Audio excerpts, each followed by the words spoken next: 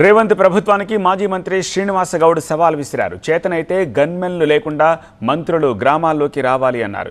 Security లేకుండా మంత్రులు గ్రామాల్లోకి వచ్చి సంబరాలు చేసుకుంటే స్థానిక సంస్థల ఎన్నికల్లో పోటీ నుంచి తప్పుకుంటామన్నారు మాజీ మంత్రి శ్రీనివాస్ గౌడ్.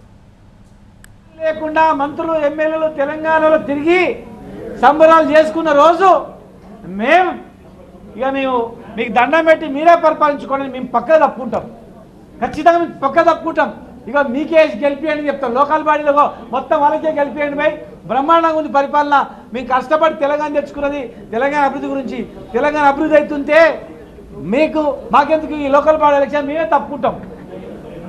ఏ రోజైతే మీరు గ్రామాల్లో సంబరాలు చేసుకుంటారో, గన్మెన్ లేకుండా ఎమ్మెల్యేలు మంత్రులు సంబరాలు పాల్గొని బయటకు వస్తారో ఆ రోజు మేము మీకే చేయకూడతాం. అంతేగాని నిర్బంధాలు పెట్టి కేసులో భయపెట్టించి అంచివేస్తూ నిర్బంధాల మధ్య తెలంగాణ అంటే రేవంత్ ప్రభుత్వానికి మాజీ మంత్రి శ్రీనివాస్ గౌడ్ సవాల్ విసిరారు. చేతనైతే గన్మెన్లు లేకుండా మంత్రులు గ్రామాల్లోకి రావాలి అన్నారు. సెక్యూరిటీ లేకుండా మంత్రులు గ్రామాల్లోకి వచ్చి సంబరాలు చేసుకుంటే స్థానిక సంస్థల ఎన్నికల్లో పోటీ నుంచి తప్పుకుంటామన్నారు మాజీ మంత్రి శ్రీనివాస్ గౌడ్.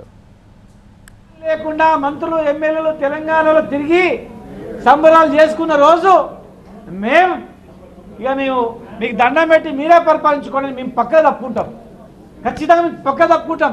ఇక మీకే గెలిపియండి చెప్తాం. లోకల్ బాడీలో మొత్తం వాళ్ళకే గెలిపియండి భయ్, బ్రహ్మాండంగా ఉంది పరిపాలన. మేము కష్టపడి తెలంగాణ తెచ్చుకున్నది తెలంగాణ అభివృద్ధి గురించి. తెలంగాణ అభివృద్ధి అవుతుంటే మాకెందుకు ఈ లోకల్ బాడీ ఎలక్షన్ మేమే తప్పుకుంటాం.